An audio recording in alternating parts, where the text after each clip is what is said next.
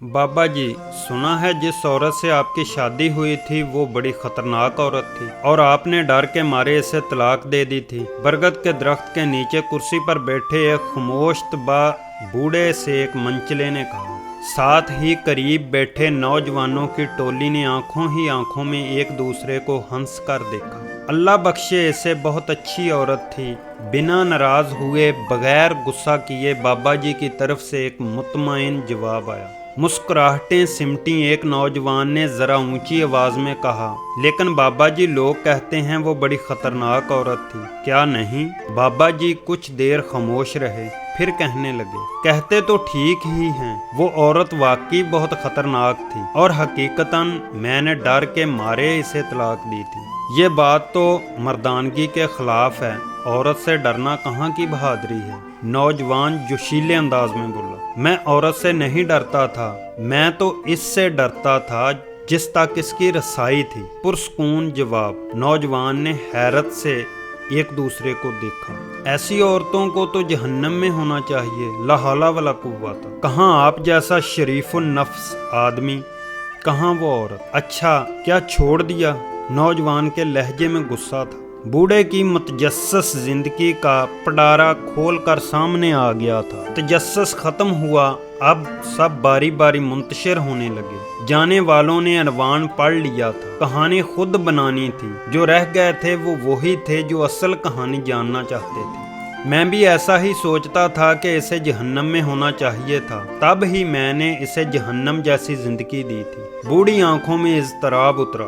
ये तब की बात है जब मैं सरकार के यहाँ 1 रुपया माहवार पर मुलाजम हुआ। मेरी माँ चाहती थी कि मेरी शादी हो जाए। रिश्ता ढूंढा गया। एक मूंगफली वाली की बेटी मेरी माँ को पसंद आई। सलीकामंद, खूबसूरत और एकदम खामोश तबाह। मुझे इस रिश्ते पर एतराज़ था कि वो एक मूंगफली बेचने वाले की बेटी थी। मजदूर की औलाद को पेट की फिक्र रहती है, तरबियत की नहीं। तरबियत बड़े घरानों में की जाती है, यहाँ अफलास आंखों के रोशनी छीनने से कासर होता है। वो क्या तरबियत देगी मेरी औलाद को?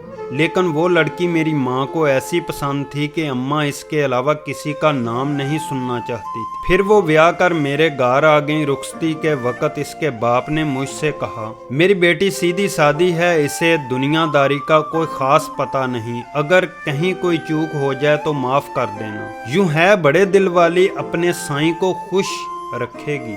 वो बिल्कुल वैसी ही थी जैसी मेरी माँ ने बताया था, सलीकामंद, सुगड़ और ताबेदार। बाबा जी की वही घिसी फिटी बाबू वाली दास्तान होगी। ये सोचकर 2 नौजवान उठकर चले गए। मेरी बाहर दोस्तों के साथ सोबत कोई अच्छी नहीं थी। मुलाजमत के औकात में खाना घर से बाहर खाता, दोस्तों में बैठता, रात गए तक महफिल चलती, फिर घर जाता। वो क्या खाती थी, क्या पीती थी, किस साल में रहती थी, मुझे कोई परवाह नहीं थी। इन्हीं दिनों मेरी माँ भी दुनिया से रुखसत हो गई। एक रोज मैं जुए में भारी रकम हार कर जब थका हारा घर आया तो कहने लगी, आप तो खाना बाहर खा लेते हैं, मुझे भूख लगती है, हो सके तो एक ही बार महीने का राशन डलवा दिया करें। रोज रोज बाजार से खरीदारी की सोबत नहीं उठानी पड़ेगी। क्या इस मूंगफली बेचने वाले की बेटी की इतनी औकात के मुझसे मुतालबा कर सके? मुझे तैश आया, होना तुम किसी बहुत बड़े बाप की बेटी के तुम्हें पूरे महीने का राशन और खर्च चाहिए, अपनी औकात देखी है? गुस्से में आकर इस पर हाथ उठाया और मुगालजात भी बके। मैं ये नहीं सोच सका कि आखिर इसे जिंदा रहने के लिए रोटी तो हर हाल में चाहिए थी। वो जिस्मानी एतबार से काफ़ी कमज़ोर थी, मार बर्दाश्त नहीं कर सकती थी। पेशेमानी थी या क्या, वो 2 दिन तक बिस्तर पर पड़ी रही। मुझे इसकी भी कोई परवाह नहीं थी। फिर इसने घर में ही सीना परोना शुरू कर दिया। हाथ का हुनर इसके काम आया। यूं इसकी रोटी का इंतज़ाम हो गया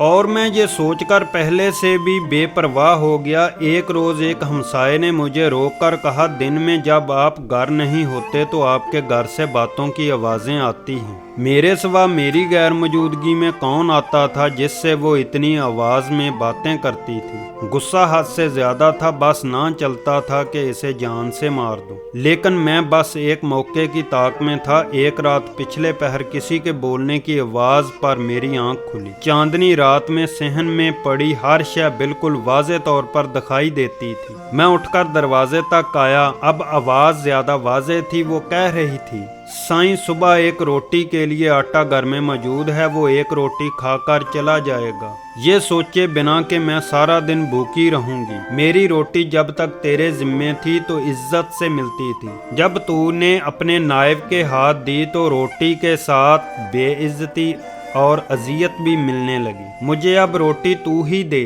तेरा बनाया नायब तो खाइन निकला। वो मेरी शिकायत कर रही थी, लेकिन किससे?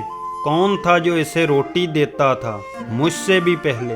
मैंने बाहर आकर देखा, वो सहन के बीच चारपाई पर हाथ में सुई धागा और फ्रेम लिए खुद से बातें कर रही थी। वहाँ कोई भी ना था। मेरे पैरों से जमीन निकल गई। वो खुदा से मेरी शिकायत कर रही थी। वो इस लम्हे मुझे कोई और ही मखलूक लगी। वो बहुत कम बोलती थी, लेकिन वो किसके साथ इतना बोलती थी आज मुझे समझ आया। वो तो बहुत बड़े बाप की बेटी थी। कैसी औरत थी जो अफलास के होते भी खुदा शनास थी। मेरा जिस्म खौफ से कांप रहा था। दिन चढ़ते ही मैंने सामान बांधा और इसे इसके घर छोड़ आया। ससुर ने तलाक की वजह पूछी तो मैं डरते हुए कहने लगा, ये बड़ी खतरनाक औरत है, बड़े दरबार में मेरी शिकायतें लगाती है। मुझे डर है कि बादशाह को किसी दिन ताव आ गया तो मेरा हशर न कर दे। हकीकत ये थी कि मैं इसके साथ इंसाफ नहीं कर सका था। इसका बाप घर की तहलीज पर खड़ा था। मेरे पलटने पर कहने लगा, मैंने तुम्हें कहा भी था